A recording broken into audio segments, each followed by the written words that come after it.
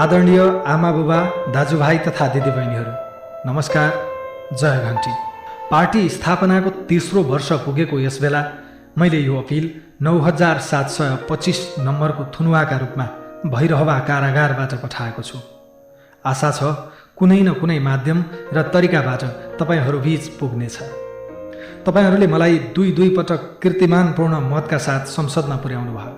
भर्खर जन्मिएको राष्ट्रिय स्वतन्त्र पार्टीलाई करिब 12 लाख मत दिनुभयो। त्यो मतले झस्केकाहरू चितवन र तनहुँको उपचुनावको परिणामले झन् तर्सिए। स्वस्थ र प्रजातान्त्रिक विधिबाट रासोपासँग अब राजनीतिक प्रतिस्पर्धा गर्न सकिन्न र लुटको स्वर्ग भत्कन्छ भन्ने निष्कर्षमा पुगेपछि यिनीहरू म विरुद्ध षड्यन्त्रमा लागे। त्यो षड्यन्त्र कति भयानक थियो र त्यसमा कसलाई कसरी प्रयोग गरियो, सिङ्गो राज्यको कसरी दुरुपयोग भयो, तपाईँहरूले आफ्नै आँखाले देखिरहनु भएको छ।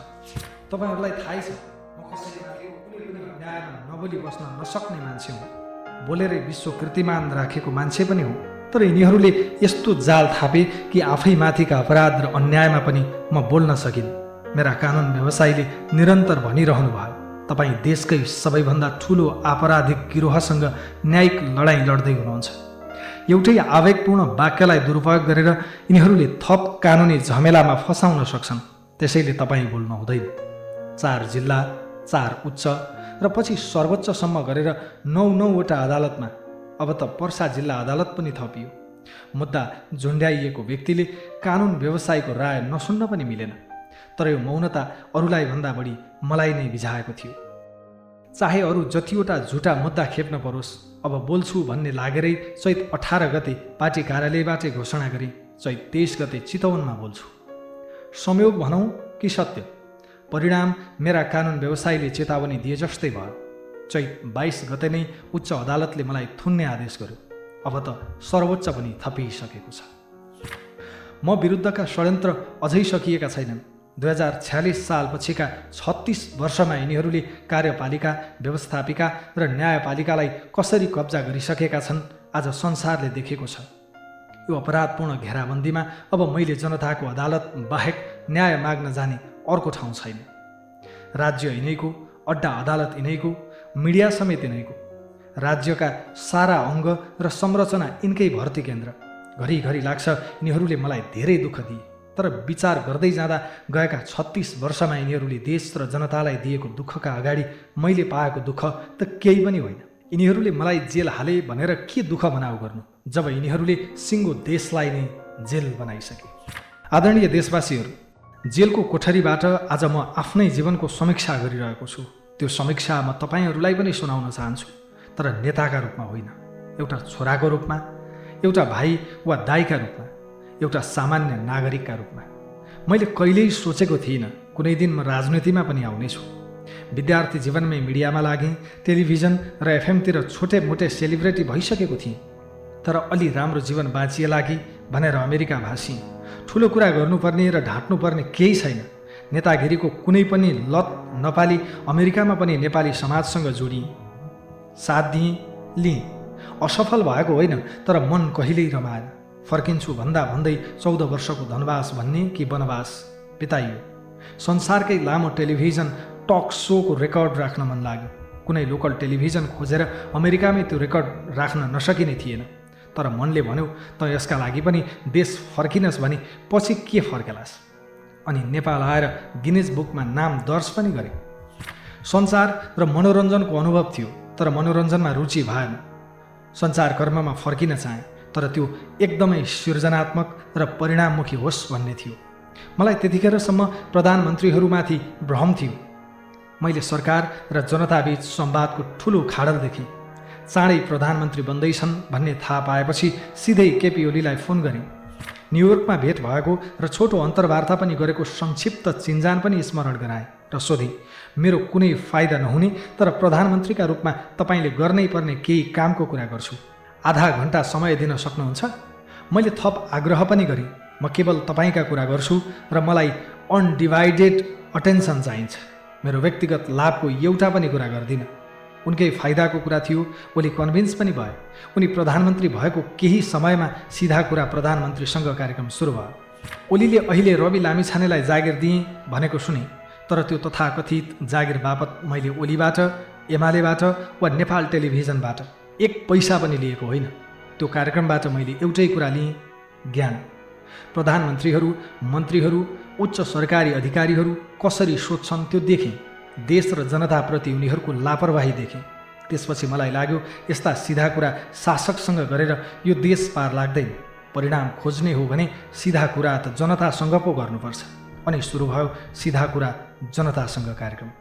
समस्त नेपाली दाजुभाइ दिदीबहिनीहरू, सिधा कुरा प्रधानमन्त्रीसँग कार्यक्रममा म प्रधानमन्त्री, मन्त्रीहरू र सचिवहरू, आयोजना प्रमुखहरूका एसी रुममा हुन्थे। त्यतिखेरका कार्यक्रम हेर्नुहोस् त, रवि लामिछानेको भाषामा आक्रोश छैन। म इमानका साथ भन्छु, त्यतिखेरसम्म मैले जनताको वास्तविक पीडा र समस्याको भेउ पाएकै थिइनँ। म त सरकारी तथ्याङ्कहरूमा देखिने विकासकै वरपर घुमिरहेको थिएँ। त्यसैले ममा ठुलो आक्रोश र असन्तोष पनि थिएन। म पनि अरू मूलधारका सम्पादक जस्तै शान्त सुनिन्थेँ। तर सिधा कुरा जनतासँग पछि बल्ल मेरो यो देश र जनताको सत्यसँग सामना सुरु भयो। बोक्सीको आरोपमा मुखमा दिशा कोचाइएकी लक्ष्मी परियारका लगलगी कामेका नाबालक छोराको चित्कार सुने। बोक्सीकै आरोपमा सिङ्गो गाउँबाट निर्घात कुटिएकी राधा चौधरीको आँगनमा पुगे। खाडीमा बेचिएकी कविता तामाङले मालिकको यौन हिंसाबाट बच्न लाइभ कार्यक्रममै आएर हार गुहार मागिन्। एउटै घरको पल्लो कोठामा साथीमाथि भएको जबरजस्ती यौन दुर्व्यवहार देखेकी अर्की चेली इराकदेखि लाइभ आइन्। म स्टुडियोमा मात्र बसिनँ। सुपरभाइजरको यौन शोषणका कारण अबुधाबीमा आत्महत्या गर्न बाध्य भएकी अष्टमी गुरुङको न्यायका लागि अबुधाबीदेखि गोरखा आरुघाटसम्म पुगे। सिङ्गो गाउँलाई मिटर ब्याजको पासोमा पारेका श्याम परदेशीको अत्याचारको स्थलगत रिपोर्टिङ गरे। ऋण मिनाहा गर्ने शर्तमा गाउँलेका ससाना छोरीहरूलाई आफूसँग रात बिताउन पठा भन्ने घृणित साहुकारहरूसँग जवाफ मागे। मेरो सञ्चारकर्म अलपत्र पूर्वाधार, खुल्लम खुल्ला घुसखोरी, सरकारी अड्डामा नागरिकले पाएको शास्ति, विभिन्न हिंसा, विभेद, ठगी र अपराधको शिकार भएका आम जनताको आँसु र चित्कारतिर सोझियो। विदेशमा समेत ठगिएर जागिर गुमाएर अस्पताल भर्ना भएका, जेलमा कुजिएर बसेका सयौँ नेपाली दाजुभाइ दिदीबहिनीका पीडाले दिमाग रन्थनिन्थ्यो। म मान्छु टेलिभिजनमा मेरो स्वर चर्कै सुनियो। सञ्चारकर्मीको रूपमा म उच्च पदस्थहरूको डिनरबाट फर्केर समाचार पढ्दिनथेँ। लुटिएका, ठगिएका, हेपिएका आम जनताका अर्तनाद, चित्कार र क्रन्दन सुनेर स्टुडियो छिर्थेँ। अनि स्वर कसरी नरमन सक्थ्यो? देशको व्यथिति देखेर म यति द्रवित भएँ कि मैले सर्वस्व त्यागेर ज्यानको बाजी थापेर भए पनि विवेकको लडाइँ लड्ने निर्णय गरेँ।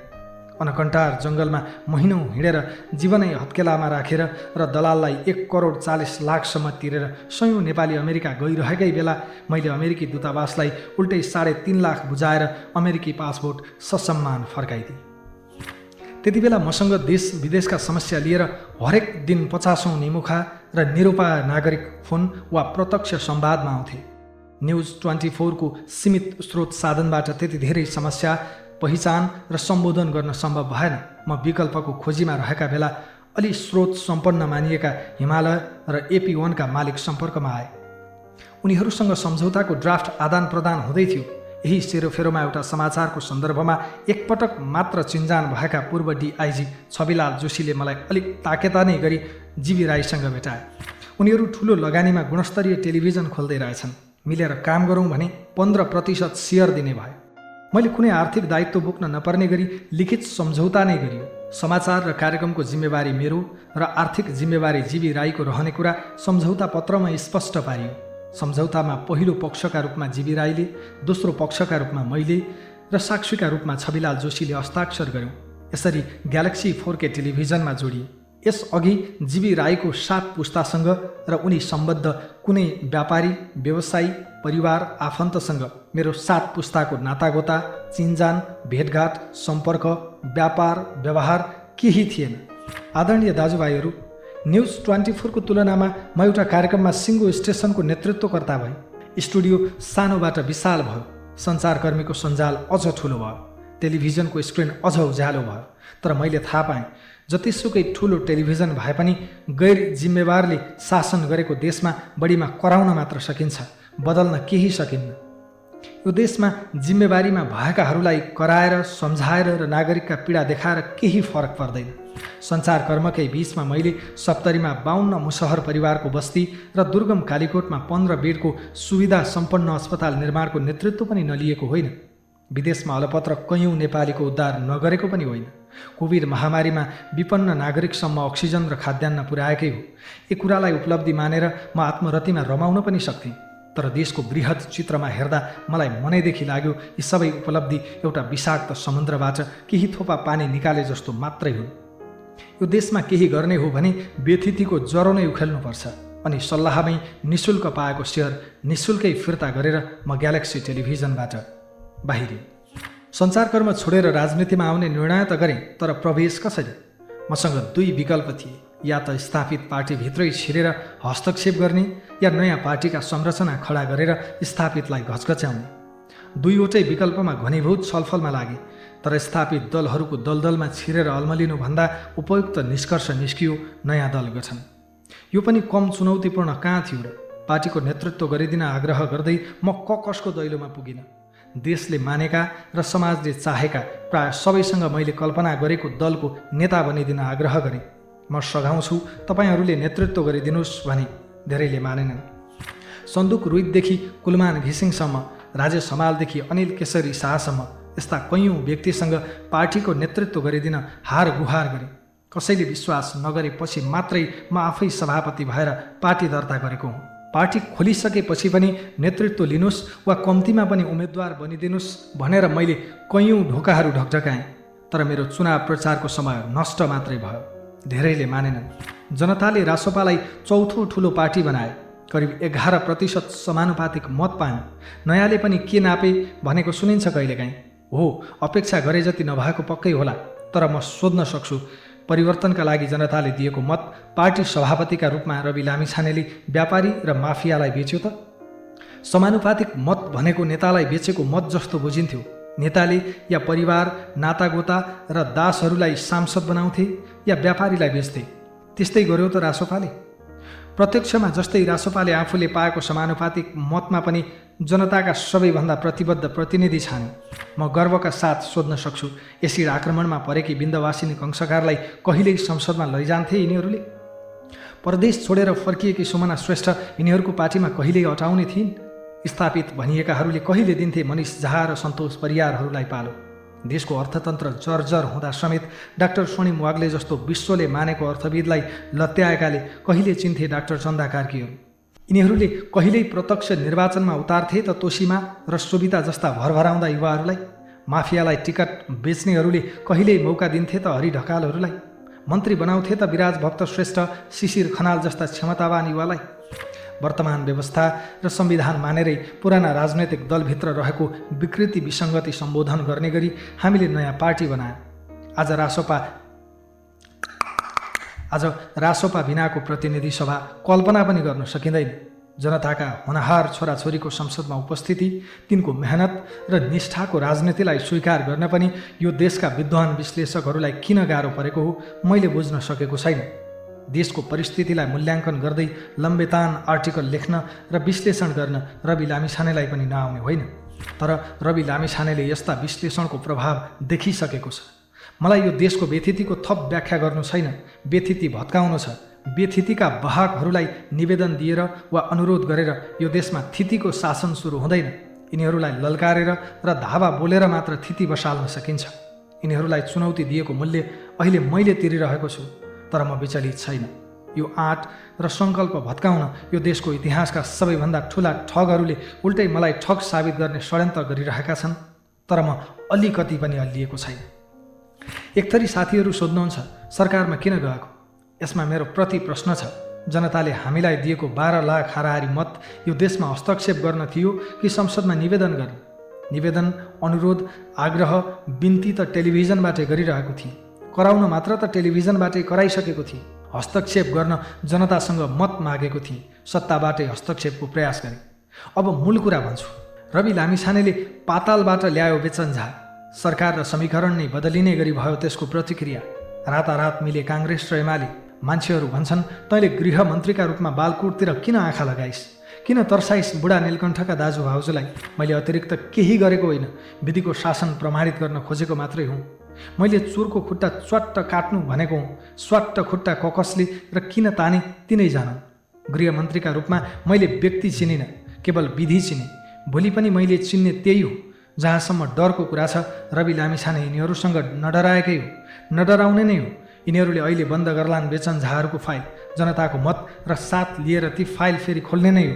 यिनीहरूलाई अपराधको दण्ड दिने नै हो। गृह मात्र होइन, हामीले सम्हालेका कुनै पनि मन्त्रालयमा एउटै प्रश्न उठेन। सुमना श्रेष्ठ भन्नुहोस् या डिपी अर्याल, शिशिर खनाल भन्नुहोस् या विराज भक्त श्रेष्ठ, हाम्रा कुनै पनि मन्त्रीले जनताले दिएको मतलाई लज्जित बनाएनन्। हरेक मन्त्रीले मन्त्रालयमा सकारात्मक भाव रोपेर फर्के। नातावाद, कृपावाद वा अनियमितताको एउटै आरोप नखेपी सत्ताबाट फर्केको अरू कुनै पार्टी छ नेपालमा? एकाथरी आलोचकहरू मलाई सत्ता लुलुपको आरोप लगाउँछन्। म तिनलाई यति भन्छु, रवि लामिछानेले प्रधानमन्त्रीको अफर दुत्कारेको हो। हामीले पाएको जनमत प्रधानमन्त्री बन्न होइन भनेर छाडेको हो। अवसर आयो होइदेऊ न भनेको भए कसले रोक्थ्यो र? प्रधानमन्त्री बनिदेऊ भनेर मध्यरातसम्म मेरै हस्ताक्षर कुरेर बसेको थियो काङ्ग्रेसको मूल नेतृत्व।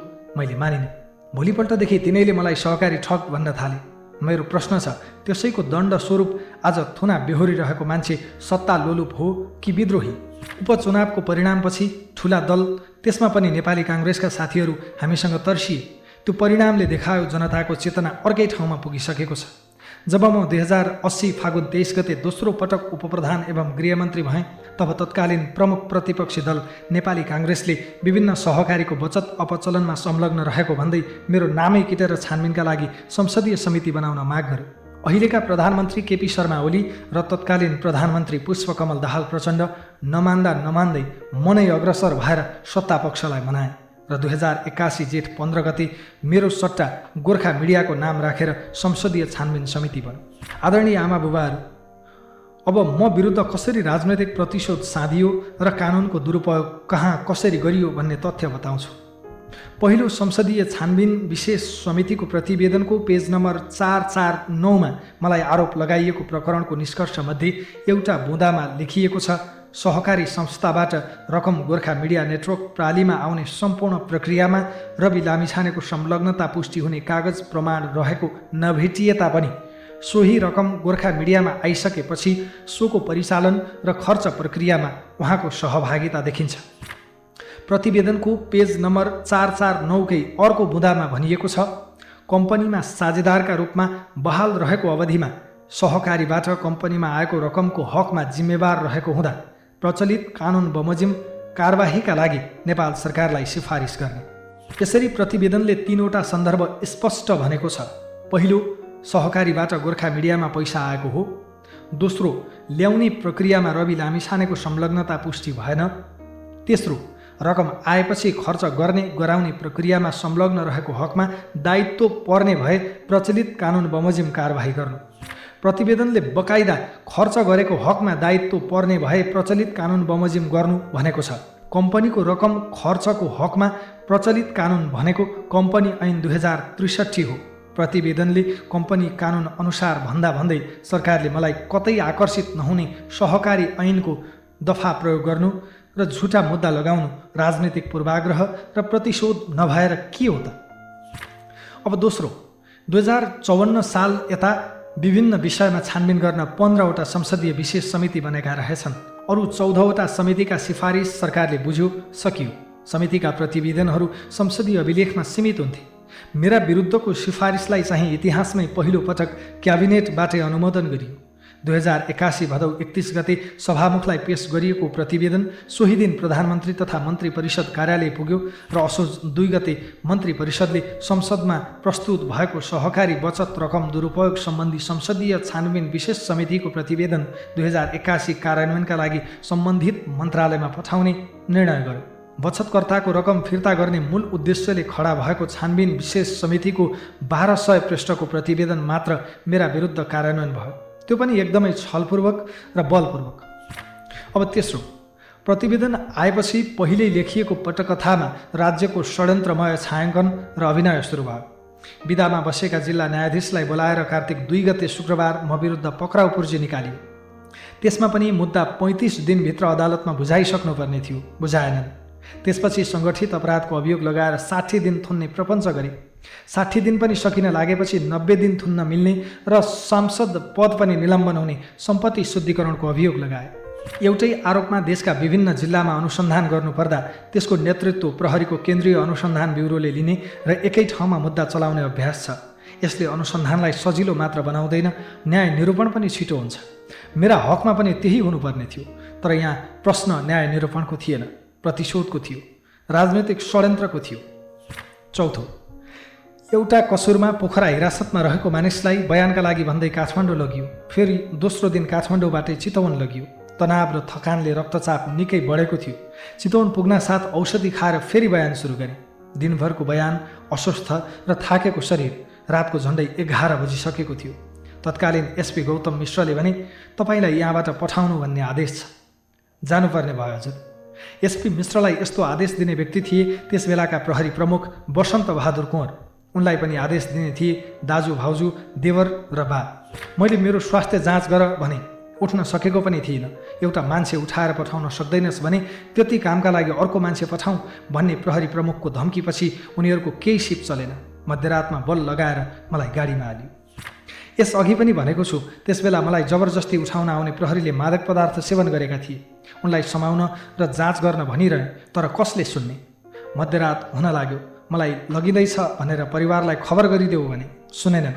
कानुन व्यवसायीलाई खबर गर्न भने मानेनन्। मध्यरातमा त्रिशुलीको बाटो परिवारलाई समेत खबर नगरी मलाई कहाँ पुर्याउन हिँडाइएको थियो थाहा थिएन। त्यो दिन राज्यको नियत मलाई पोखरा पुर्याउने थियो वा गायबै गर्ने म यसै भन्न सक्दिनँ। मेरो प्रतिरोधपछि धेरै हल्लाखल्ला भयो। बिहान 3 बजे पोखरा पुग्दासम्म मानसिक रूपमा कति विक्षिप्त भएँ लेखाजोखा हुनै सक्दैन। पाँचौं, कास्की प्रहरीको हिरासतमै रहँदा अनुसन्धानका लागि भन्दै काठमाडौँ, रूपन्देही र पर्सा पनि लगियो। मलाई ठग करार गर्न के मात्र तिकडम गरिएन। मलाई आरोप एउटै छ, सहकारीको बचत अपचलन। अनि अभियोग चाहिँ थरीथरीका, कतै सहकारी ठगी, कतै ठगी मात्र, कतै सङ्गठित ठगी, कतै सङ्गठित अपराध। कास्कीमा त सहकारी ठगी, सङ्गठित अपराध र सम्पत्ति शुद्धिकरण। बैङ्क खातामा 7 लाख चान्चुन पैसा भएको मलाई पुर्ख्यौली जाय जथा समेत देखाएर मेरी श्रीमती निकितालाई समेत प्रतिवादी बनाएर सम्पत्ति शुद्धिकरणको मुद्दा लगाइयो। देशवासीले थाहा पाउनुपर्छ, जिल्ला प्रहरी कार्यालयबाट सहकारीसँग जोडिएर सम्पत्ति शुद्धिकरणको समेत मुद्दा खेप्ने पहिलो नेपाली नै यिनीहरूले रवि लामिछानेलाई बनाएका छन्। छैठौं, सहकारीका सञ्चालक नै रहेका काङ्ग्रेस एमालेका नेतामाथि के भयो, के गरियो। घरमै बसेर फरार भएकी काङ्ग्रेस सांसद माया राई स्वर्णलक्ष्मी सहकारीको तत्कालीन सहसचिवलाई खुलेआम संसद छिराएर हाजिर गर्न दिएर फर्काइयो। संसद छिरेपछिको जनदबाब थेग्न नसकेर मात्रै उनलाई पक्राउ गरिएको हो। केही दिनमै अदालतले जम्मा 10 लाख दरौटीमा छोडिदियो। काङ्ग्रेस उपसभापति धनराज गुरुङलाई सामान्य सोधपुछमै टारियो। एमाले नेता ऋषिकेश पोखरेलकी पत्नी अञ्जला अदालतमा हाजिर भएकै दिन सामान्य धरौटीमा छुटिन्। अझ अचम्म त सरकारी पक्ष उनीहरूका हकमा पुनरावेदन गर्न पनि गएन। मेरो हकमा के गरियो सर्लङ्ग छ। सातौं, सहकारी ऐन अन्तर्गतको कसुरमा 90 दिनभित्र अदालतमा अभियोग पेश गरिसक्नुपर्ने हदम्याद हुन्छ। म विरुद्ध 2080 माघ 22 गते जिल्ला प्रहरी कार्यालय कास्कीमा जाहेरी परेको दाबी गरियो। त्यो दाबी सत्य नै थियो भने त्यसको 90 दिनभित्र अर्थात् 2081 को जेठ 10 गतेभित्र अनुसन्धान सकेर जिल्ला अदालतमा मुद्दा लगिसक्नुपर्ने थियो। अनुसन्धानका लागि भन्दै 2081 कार्तिक 2 गते पक्राउ गरिएको मलाई 84 दिन हिरासतमा राखेर 2081 पुष 7 गते मात्रै कास्की जिल्ला अदालतमा मुद्दा दर्ता गरियो। कानुनमा तोकिएको हद म्याद नागी मुद्दा दर्ता गर्नु देवानी र फौजदारी कानुनको सामान्य सिद्धान्त विपरीत त थियो भने विशिष्टकृत कानुन सहकारी ऐनमा हदम्यादको व्यवस्था हुँदाहुँदै सामान्य कानुन मुलुकी अपराध संहिता 2074 को दफा 249 अनुसार मुद्दा चलाउन खोज्नु व्याख्यात्मक कानुनको सिद्धान्त प्रतिकूल पनि थियो। अनुसन्धान र अभियोजनमा हकदैया, क्षेत्राधिकार र हदम्याद एकदमै महत्त्वपूर्ण विषय हो। तर म विरुद्धको मुद्दामा यी तीनै विषयको पूर्णतः व्यवस्था गरियो र कानुन अनुसार चल्दै नचल्नुपर्ने र चल्नै नहुने मुद्दा चलाइयो। 8औं, चैत 22 गते उच्च अदालत तुलसीपुरको बुटवल इजलासले मलाई थुनामै पठाउने निर्णय गर्यो साँझ 7:30 बजेतिर।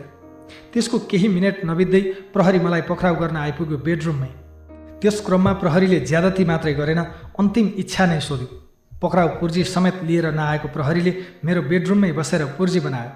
पक्राउ गर्न आएको काठमाडौँ उपत्यका अपराध अनुसन्धान कार्यालयको टोलीले दिएको पुर्जीमा अदालतको अनुमति पत्र बमोजिमको पक्राउ पुर्जी लेखियो। जबकि उनीहरूसँग अदालतको अनुमति पत्र नै थिएन। जिल्ला प्रहरी परिसर काठमाडौँले सोही दिन चैत 22 गते दिएको पुर्जीमा फैसला कार्यान्वयनको आदेश अनुसार प्रहरी अनुसन्धानमा राखी अनुसन्धान गर्नुपर्ने भएकाले लेखियो, फैसला कार्यान्वयनका लागि न अनुसन्धान गर्नुपर्छ न हिरासतमा राख्नुपर्छ, थुनामा पठाउने हो। भैरवा पुर्याएपछि जिल्ला प्रहरी कार्यालय रूपन्देहीले दिएको पुर्जीमा कार्यालयको प्रहरी हिरासतमा राख्नुपर्ने भएकाले लेखियो। पक्राउ एउटै, तर प्रहरीको युनिट पछि पक्राउको कारण फरक फरक। चैत 22 गते पक्राउ गरेको प्रहरीले 25 गते बिहान मात्रै रूपन्देही जिल्ला अदालत उपस्थित गरायो र बल्ल अदालतले थुनुवा पुर्जी दियो। थुनुवा पुर्जी दिनु अघिको मेरो पक्राउ पूर्णतः गैर कानुनी थियो, तर सिङ्गै देश गैर कानुनी सिन्डिकेटले चलाएको बेलामा एउटा व्यक्तिको मौलिक अधिकारले कति पो महत्त्व राख्छ र? राज्यका सबै अङ्ग तिनैका भर्ती केन्द्र भएको देशमा न्यायका लागि ढकढकाउन कुनै ढोका छ कि छैन भन्ने आशंका कसरी हट्छ? आदरणीय आमा बुबा, दाजुभाइ तथा दिदीबहिनीहरू, जसको निवेदनलाई मोहरा बनाएर ममाथि झुटा मुद्दा खडा गरियो, तिनले सार्वजनिक रूपमै भनेका छन् हामीले रवि लामिछाने थुन्न निवेदन दिएका होइनौँ। हामीले दिएको निवेदनमा रवि लामिछानेको नाम नै छैन।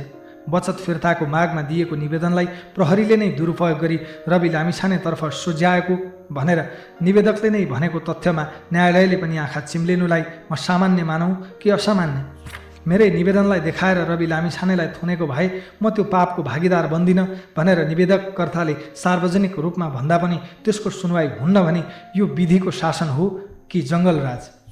मेरो कार्यकालमा ग्यालेक्सी टेलिभिजनमा जीवी राईले गरेको लगानीको स्रोत हेटौँडाको जग्गा बिक्रीबाट आएको पैसा हो भनेर कम्पनीको अडिट रिपोर्टमा बकाइदा उल्लेख छ। अडिट रिपोर्टमै भनेपछि यो देशमा व्यावसायिक साझेदारको सम्पत्तिको स्रोत खोज्न को गएको छ र जान्छ? न कानुनले नै खोज्नुपर्छ भन्छ, न अधिकार हुन्छ साझेदारलाई। टेलिभिजन सुरु भएको 1.5 महिनामै छविलाल जोशी अमेरिका गए। जीवी 7 देशमा रहेका कम्पनीका मालिक हुँ भन्थे, नेपालमा भेटिँदैनथे। काम रोक्न भएन, कर्मचारीको तलब रोक्न भएन, आर्थिक कारोबार रोक्न भएन। 7 महिनाभित्र टिभी खोल्ने सम्झौताको बुँदामा हस्ताक्षर गरेको छु। म फिल्डमा पनि गइरहन्थेँ। लेखाका साथीहरू चेकमा सही गरेर छाडिदिनुहोस् न सर भन्थे। त्यही बेला कोरोनाको दोस्रो भेरिएन्ट चलिरहेको थियो। त्यसमाथि पैसा जीविकै, दायित्व जीविकै, लेखापाल जीविकै। जीवीको आर्थिक कारोबारमा त्यो बेलासम्म कहीँ कतै प्रश्न उठेको पनि थिएन। कम्पनीमा रवि लामिछानेले कुनै आर्थिक दायित्व लिने छैन भनिएको लिखित सम्झौता छँदै थियो।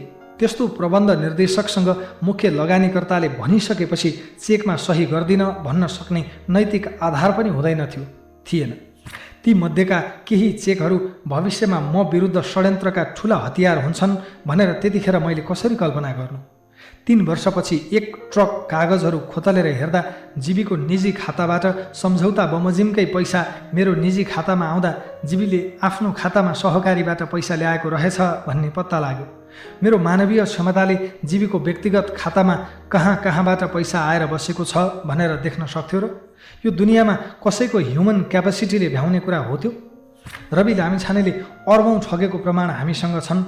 आफै निवेदन दिएर सहकारीबाट पैसा निकालेका प्रमाण छन् भनेर संसदमा सादा कागज देखाउँदै गर्जेका नकचराहरूले अहिलेसम्म के दिए त प्रमाण? यिनले महिनौँ लगाएर खोजे, तर कुनै एउटै सहकारीमा रहेछ त रवि लामिछानेको ऋण पाऊँ भन्ने एउटै निवेदन? कुनै सहकारीमा भेटियो त रवि लामिछानेको एउटै हस्ताक्षर? कुनै सहकारीमा रहेछ त रवि लामिछाने पदाधिकारी, सदस्य, कर्मचारी? पदाधिकारी, सदस्य, कर्मचारी नै नभई कसैले ठग्न सक्छ त सहकारीलाई? अनि पदाधिकारी नै रहेकाहरूलाई अदालतले 2-4 लाख धरौटीमा छोडेको देशमा म सहकारीमै नजोडिएको मान्छेलाई यतिसम्म प्रताडित गरेपछि देशमा जिउँदो देखिन्छ त कानुन, विधिको शासन र न्याय? यो देशमा नैतिकता छ भन्ने भ्रममा अब म छैन। त्यसैले कसैको मानहानिको दबावमा पनि छैन। यो लोकतन्त्र होइन जहाँ राज्यका अङ्गबीच शक्ति सन्तुलन होस्। यो त सीमित नेताहरूले पछिल्ला 36 वर्षमा तयार गरेको आपराधिक सिन्डिकेट हो, जहाँ हरेक ठाउँमा यिनैका कार्यकर्ता र खेताला छन्। यिनीहरूले राज्यका अङ्गहरूसहित भागबण्डामा पारिएका संवैधानिक निकायहरूलाई समेत एउटै रावणका फरक टाउका बनाइसकेका छन्। अरू संवैधानिक निकाय छोडिदिनुहोस्, न्यायपालिकाकै अवस्था के छ? पूर्व न्यायाधीश सुशीला कार्कीको पुस्तक न्याय पढे मात्रै पनि सर्लङ्ग हुन्छ। न्यायाधीश बन्ने ढोका यिनैले खोल्छन्, यिनैले बन्द गर्छन्। नेताहरूले नचाहे संसदीय सुनवाई नै नगरेर न्यायाधीश र प्रधान न्यायाधीश बन्न दिँदैनन्। त्यसैले पार्टीकै कार्यकर्ता पनि हुन परेन। रोल क्रममा परेको न्यायमूर्तिले करियरकै बलि चढाएर म बबुरु रवि लामिछानेलाई किन र कसरी दिन्छ न्याय? जति माथि गयो न्यायपालिका त्यति बढी दबावमा किन छ भने न्याय परिषद र संसदीय सुनवाईका दुई तरबार हमेसा न्यायमूर्तिमाथि छन्। यो काल कोठरीबाट म घरिघरि सोध्छु, आफै यति अन्याय, दबाव र प्रभावमा बाँचेको न्यायपालिकासँग मैले अलि धेरै अपेक्षा राखेर अन्याय पो गरेँ कि? आदरणीय आमाबुबा, दाजुभाइ तथा दिदीबहिनीहरू, मेरा विरुद्धका आदेश लेख्नु अघि इजलासमा किन अस्वाभाविक गतिविधिको शङ्का हुन्छ म आफै चिन्तित छु। अदालतहरूबाट आदेश सार्वजनिक हुनु अघि नै निश्चित मिडियामा कसरी लिक हुन्छ? दिउँसै सकिएका बहस घन्टौँपछि जम्मा 5-7 पेजमै फैसला किन आउँछ? 24 घन्टामा फैसला गरिसक्नुपर्ने बन्दी प्रत्यक्षीकरण जस्तो रिट मेरै हकमा पटक पटक हेर्न नमिल्ने हुँदै 1 महिनासम्म किन लम्बिन्छ? मेरै मुद्दामा जिल्लाकै फैसला सदर भयो भनेर वेबसाइटमा आउँछ अनि एकैछिनमा फेरि मेटेर किन सच्याइन्छ? बुटवलमा आदेश भएको केही मिनेटभित्रै काठमाडौँमा प्रहरी मलाई पक्राउ गर्न बिस्तरासम्मै कसरी आइपुग्छ? आदेशपछि पुरा हुनुपर्ने कानुनी र अदालती प्रक्रिया त परको कुरा। पक्राउका लागि आवश्यक सामान्य कागजात समेत प्रहरीले कसरी मेरै बिस्तरामा तयार गर्ने आँट गर्छ? कसरी र किन सोध्छ अन्तिम इच्छा?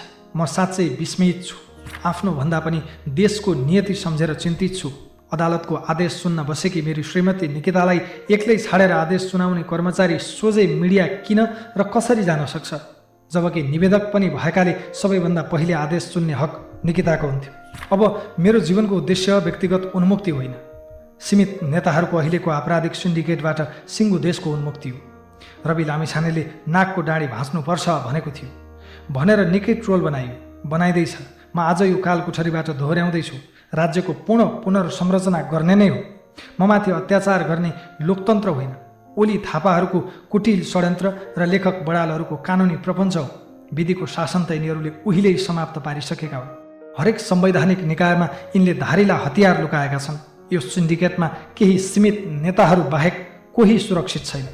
अब देशलाई मैले भन्नुपर्छ, म सिस्टम भित्रैबाट न्यायका लागि प्रयास त गरौँला, आश्वस्त छैन। यसो भनिरहँदा न्यायालयप्रतिको मेरो विश्वासलाई मैले दागबत्ती नै दिइसकेको छैन। ढिलो चाँडो ममाथिको अन्याय अदालतले देख्नेछ। जति चित्त दुखे पनि आश गर्ने अदालतभन्दा अर्को ठाउँ पो कहाँ छ र? अब म आफूमाथिको राजनैतिक षड्यन्त्र विरुद्ध जनताको अदालतमा पनि लड्न प्रतिबद्ध छु। आजबाट मैले आफ्नो मुद्दा दुनियाँकै सबैभन्दा ठुलो अदालत जनताको अदालतमा पनि दर्ता गराउने निधो गरेको छु। ममाथि राजनीतिक प्रतिशोध साधेको हो भन्ने लाग्नेले हस्ताक्षर गरी सहयोग गरिदिनुहोला। मेरो विपक्षमा अहिले जे जस्ता आधार देखाइएका छन् ती कुनै पनि सहकारीका होइनन्, कम्पनीका हुन्। चाहे बैंक खाता सञ्चालन, चाहे चेकमा हस्ताक्षर वा सेयर स्वामित्व, यी सबै कम्पनीसँग सम्बन्धित क्रियाकलाप हुन्। सहकारी संस्था बचत रकम दुरुपयोग सम्बन्धी विशेष छानबिन प्रतिवेदन 2081 कार्यान्वयनका नाममा ममाथि यति धेरै ठाउँमा यति धेरै अदालतमा अत्याचार गरिँदैछ कि त्यही प्रतिवेदनले नेपालीमै भनेको छ, कुनै पनि सहकारीबाट ऋण ल्याउन रवि लामिछानेको कुनै भूमिका छैन। तर ममाथि राजनैतिक प्रतिशोध साधेर झुटा मुद्दा लगाइयो। ममाथि चलेका सबै मुद्दाका जाहेरीहरू यो सरकार बनेपछि, रमेश लेखक गृहमन्त्री भएपछि मात्रै दर्ता भएका हुन्। प्रहरीले तयार पारेर राखेको जाहेरीमा डर, लोभ, प्रलोभन र झुटो आश्वासन दिलाएर ल्याप्चे लगाउन लगाइएका निवेदनहरूमा मुद्दा चलाइएको छ। मेरा लागि मुद्दा चलाउन मान्छे हात समातेर ल्याउनु परेको छ। तर यिनका लागि मुद्दा चलाउनु परे यिनलाई को बन्छ करोडपतिमा जस्तै अप्सन दिन सकिन्छ? भन, कुन मुद्दामा अनुसन्धान होस् भन्ने चाहन्छौ? यिनले गरेको करतुत मध्ये यिनैले रोजेको एउटाबाट मुद्दा चलाउँदा पनि यिनको बाँकी जीवन जेलमा बित्छ, जाय जथा राज्य कोषमा दाखिला हुन्छ। समयले यो अधुरो, अपुरो र नेपाली जनताले देख्न चाहेको दृश्य चाँडै पुरा गर्नेछ भन्ने कुरामा म ढुक्क छु। मेरै हातले त्यो शुभ कार्यमा हस्ताक्षर गर्न पाएनन् भने पनि मेरा कानले त्यो समाचार अवश्य सुन्नेछन्। म मरेछु, मारिएछु भने पनि देशले एक दिन यो समाचार सुन्नेछ। परिवर्तनको घन्टी सिंहदरबार छिरिसकेको छ। एउटा बिन्दुमा पुगेपछि घन्टी बज्छ मात्र होइन, घन्टीले बजाउँछ पनि। अहिले म थुनिएको बुटवलको सुप्रिम सहकारीका विभिन्न तहका पदाधिकारी, शाखा प्रमुख र कर्मचारी नै धरौटीमा रिहा भएका छन्।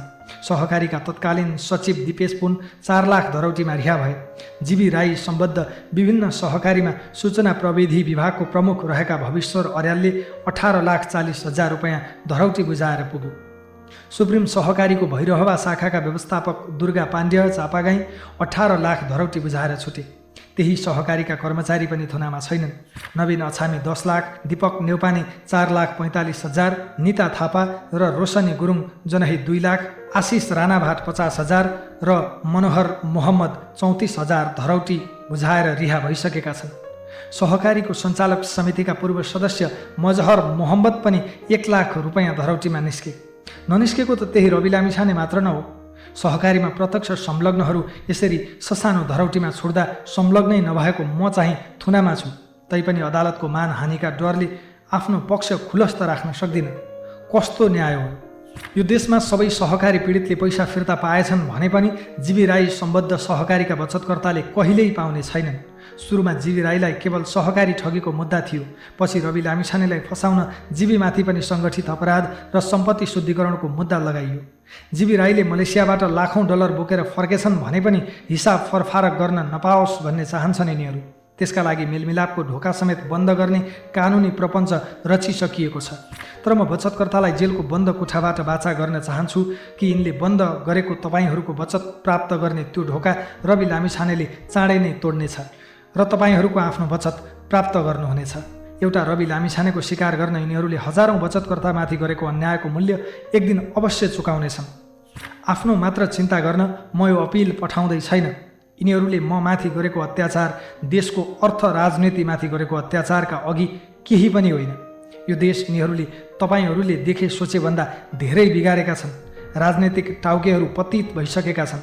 आफैलाई झोले र दास घोषणा गर्न लगाइएका दलका कार्यकर्ताका लागि राजनीति सेवा होइन, धन्दा भएको छ। खर्चिलो राजनीति धान्न नेताहरू माफियाका खेताला भएका छन्। यिनीहरूले मेरो त केही भेटेनन्, तर मेरै जसरी यिनीहरूको पनि सम्पत्ति छानबिन हुने हो भने सबैजसो जेल जान्छन्। त्यसैबाट जोगिन राज्यका सबै अङ्ग कब्जा गर्नुपर्ने मजबुरी छ यिनीहरूको। संवैधानिक परिषद र न्याय परिषदलाई हतियार बनाएर न्यायालय, अख्तियार, निर्वाचन आयोग लगायतका संवैधानिक संस्थाहरू कब्जा गरिसकेका छन्। निजामती र प्रहरी सेवा त 3 दशक अघि नै दलीयकरणको प्रयोगशाला भएको हो। राष्ट्र बैङ्क, बिमा प्राधिकरण र धितोपत्र बोर्ड जस्ता आर्थिक संस्थाहरू पनि बिचौलियालाई बेचिएका छन्। तपाईँ मात्र होइन, तपाईँ पछिको पुस्तालाई पनि यिनीहरूले माफियालाई बेचिसके। अब म रहँला नरहँला, तर मेरा केही सङ्कल्प छन्। भ्रष्टाचारको आर्थिक र राजनैतिक अपराधको टेको बनेको वर्तमान संविधान अब संशोधन होइन, पुनर्लेखन हुनुपर्छ। सबै उच्च पदस्थको सम्पत्ति छानबिन हुनुपर्छ। 2046 साल यताका सबै क्याबिनेटका निर्णयको पनि छानबिन हुनुपर्छ। संसदीय अस्थिरताबाट देशलाई मुक्त गर्न प्रत्यक्ष निर्वाचित कार्यकारीमा जानुपर्छ। प्रदेश सभा खारेज हुनुपर्छ। राष्ट्रिय सभालाई चुनाव हारेका नेता र आफन्त होइन, विद्वानहरूको सभा बनाउनुपर्छ। नेताहरूले खेलौना र भर्ती केन्द्र बनाएका सबै संवैधानिक अङ्गहरूको एकसाथ पुनर्संरचना गर्नुपर्छ। विश्वविद्यालयहरूबाट यिनको पार्टीका ब्यानर र होर्डिङ बोर्ड हुर्याउनुपर्छ। दलै पिछेका भातृ सङ्गठनलाई पूर्ण रूपमा खारेज गर्नुपर्छ। राजनीति सफा गरेर र दोस्रो चरणको आर्थिक सुधारको कार्यक्रम ल्याएर युवा रोजगारी, लगानी र उद्यमशीलतामा फड्को मार्नुपर्छ। त्यसका लागि सडक भने सडकबाट, मतपत्र भने मतपत्रबाट शान्तिपूर्ण क्रान्तिका लागि देश तयार हुनुपर्छ। महाकाली वा अरू सन्धिका नाममा देशै बेचेर खाएकाहरू ढुक्कले सिंहदरबार छिरेका छन्। तिनलाई मुद्दा छैन। नक्कली भुटानी शरणार्थी वा भिजिट भिजाका नाममा जनता बेचेर खाएकाहरू संसदमा शेर सायरी सुनाइरहेका छन्। तिनलाई अनुसन्धानको डर छैन। सिङ्गै ललिता निवास र गिरिबन्धु निलेकाहरूलाई डकार्न पनि नडकारी सुखी नेपालीको उपदेश दिँदैछन्। तिनीहरूलाई कानुनको डर छैन। आज तिनै अपराधीहरूले चलाएको देशमा स्वदेशमै केही गर्ने सङ्कल्प लिएर अमेरिकादेखि फर्केको म रवि लामिछाने सबैभन्दा धेरै अदालतमा मुद्दा चलेको यो देशको सबैभन्दा ठुलो अपराधी जस्तो भएर कारागारमा बन्दी छु। सबैले मेरै बलि चढाउने भाकल गरेका छन्। कसैको राजनीति जोगाउन, कसैको सरकार बनाउन वा जोगाउन र कसैलाई उच्च वा सर्वोच्च पुग्न पनि मेरै बलि चढ्नु पर्यो। म एउटा मान्छे कतिजनाको भाकलका लागि कति पटक रेटिने, कति टुक्रामा काटिने, सबको भाकल पुरा गर्न रेटिँदा मसँग हाड छाला र एकमुठी प्राण मात्र बाँकी छ। यति बेला मसँग सत्य बाहेक केही पनि बाँकी छैन। म ठुनिँदा मात्रै न्यायालयप्रतिको विश्वास कायम रहन्छ रे। आज सबै क्षेत्र जनताको प्रत्यक्ष निगरानीमा छ। मिडिया होस् या न्यायालय, जनताको अदालतमा ढिलो छिटो सबैले जवाफ दिनुपर्नेछ। एक न एक दिन सबैको श्वेत पत्र निस्कने नै छ। आदरणीय आमा बुबा, दाजुभाइ तथा दिदीबहिनीहरू, यिनीहरूको 36 वर्ष लामो कुशासनले यो देशमा परिवार अलग्यायो, समाज अलग्यायो, देश नै अलग्यायो। यिनले दिएको यातनाको आँसुबाट अब विद्रोहको नदी तयार भइसकेको छ। यी अपराधीहरू रवि लामिछानेसँग होइन, आफ्नै अपराधसँग डराएका हुन्। रवि लामिछानेप्रति तपाईँहरूको प्रेमसँग डराएका हुन्। यिनीहरूले बुझेका छन् यो देशमा अब कि रवि लामिछाने जेलमा हुनेछ कि यिनीहरू जेलमा हुनेछन्, कि षड्यन्त्रले जित्नेछ म जेलमा सड्नेछु कि तपाईँहरूको प्रेमले जित्नेछ। यिनीहरूले यो देशमा 36 वर्षका अपराधको मूल्य तिर्नेछन्। रवि लामिछाने परीक्षाका लागि तयार छ। बा हुन् कि दाई, भाउजू हुन् कि देवर, ती सबैले सुन्ने गरी फेरि दोहोऱ्याउँछु, रवि लामिछाने जस्तो सुकै परीक्षाका लागि पनि तयार छ। मलाई दृढ विश्वास छ काल कोठरीमै मारिएछु भने पनि यो देशले यिनीहरूको 36 वर्षका अपराधको हिसाब नमागी छोड्ने छैन। मेरा विरुद्ध जाहेरी दिनेहरूले बिस्तारै सत्य बोल्न थाल्नुभएको छ। बाँकीलाई अनुरोध छ, तपाईँहरू आफूलाई जन्म दिएका बा आमा र आफूले जन्म दिएका छोराछोरीको आँखामा आँखा जुदाएर भन्नुहोस् त, के रवि लामिछानेले ठगेरै तपाईँहरूले उजुरी दिनुभएको हो? रवि लामिछाने छ भनेरै कुनै सहकारीमा पैसा राख्नु भएको हो?